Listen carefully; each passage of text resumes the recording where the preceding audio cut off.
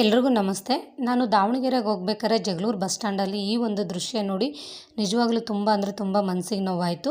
ನೋಡಿ, ತಂದೆ ತಾಯಿಗಳು ಮಕ್ಕಳನ್ನ ಈಗಲೂ ಕೂಡ ಯಾವ ರೀತಿ ಉಪಯೋಗಿಸ್ಕೊಳ್ತಿದ್ದಾರೆ ಅಂತ ಹೇಳ್ಬಿಟ್ಟು ಆಂಜನೇಯನ ವೇಷ ಹಾಕ್ಸ್ಬಿಟ್ಟು ಅವರಮ್ಮ ಈ ಮಗುವಿಗೆ ಭಿಕ್ಷೆ ಬೇಡ ಕೇಳ್ತಾ ಇದೆ. ಆ ಮಗು ಎಲ್ಲರನ್ನೂ ದುಡ್ಡು ಕೇಳ್ತಾ ಇದೆ ನೋಡಿ.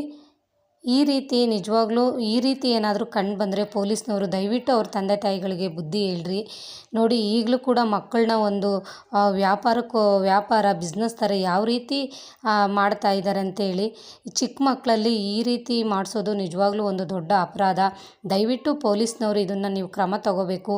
ಅಲ್ಲೆಲ್ಲಾದರೂ ಬಸ್ ಸ್ಟ್ಯಾಂಡಲ್ಲಿ ನಿಮ್ಮ ಎದುರಿಗೆ ಈ ಥರ ಮಕ್ಕಳು ಕಂಡ್ರಂದರೆ ದಯವಿಟ್ಟು ಅವ್ರ ಪೇರೆಂಟ್ಸ್ಗಳಿಗೆ ಹೇಳಿ ಈ ರೀತಿ ಮಾಡಬಾರ್ದು. ನೋಡಿ, ಇದು ಗೌರ್ಮೆಂಟ್ ಬಸ್ಸಲ್ಲಿ ನಾನು ಕೂತ್ಕೊಂಡಾಗ ಒಂದು ಮಗು ಬಂದುಬಿಟ್ಟು ನನ್ನ ಹತ್ರ ಮಾತಾಡ್ತಾ ಇದೆ. ಸ್ಕೂಲ್ಗೆ ಹೋಗಲ್ವಾ ಅಂತ ಕೇಳಿದರೆ ಆ ಮಗುಗೆ ಸ್ಕೂಲ್ ಅನ್ನೋ ಪದನೇ ಗೊತ್ತಿಲ್ಲ, ಶಾಲೆ ಅನ್ನೋ ಪದನೇ ಗೊತ್ತಿಲ್ಲ. ಈ ಮಗುಗೆ ಅಷ್ಟು ಮುಗ್ಧವಾಗಿ ಮಾತಾಡ್ತಾ ಇದೆ. ಆ್ಯಕ್ಚುಲಿ ಇದು ಹೆಣ್ಣು ಮಗು. ಇದ್ರ ಹೆಸರು ನಾನು ಹೇಳಲ್ಲ, ಅದು ಹೇಳ್ತು ನನ್ನ ಹತ್ರ. ಬಟ್ ಅದು ಗಂಡು ಹುಡುಗರ ಹೆಸರು ಹೇಳ್ತಾ ಇದೆ.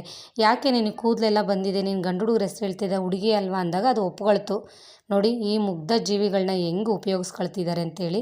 ದಯವಿಟ್ಟು ಜಗಳೂರು ಬಸ್ ಸ್ಟ್ಯಾಂಡ್, ಯಾವುದೇ ಬಸ್ ಸ್ಟ್ಯಾಂಡಲ್ಲಾಗಲಿ ಈ ಥರ ವೇಷ ಹಾಕ್ಕೊಂಡು ಮಕ್ಕಳು ಭಿಕ್ಷೆ ಬಿಡ್ತಾ ಇದ್ದರೆ ದಯವಿಟ್ಟು ಪೊಲೀಸ್ನವರು ಇದ್ರ ಬಗ್ಗೆ ನೀವು ಕ್ರಮ ತಗೋಬೇಕು.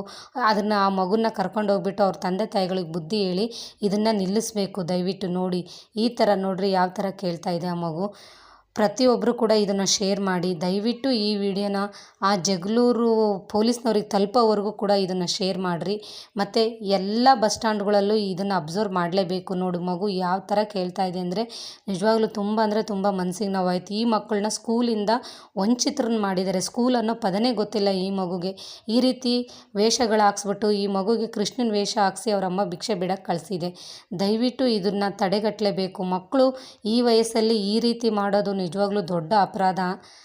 ಯಾಕೆ ಈ ಥರ ಆಗ್ತಿದೆ ಅಂತಲೇ ಗೊತ್ತಾಗ್ತಾ ಇಲ್ಲ. ಅವ್ರ ತಂದೆ ತಾಯಿಗಳು ಈ ರೀತಿ ಮಕ್ಕಳನ್ನ ಉಪಯೋಗಿಸ್ಕೊಳ್ತಿದ್ದಾರೆ ಅಂದರೆ ನಿಜವಾಗ್ಲೂ ತುಂಬ ಮನಸ್ಸಿಗೆ ನೋವಾಗ್ತಿದೆ.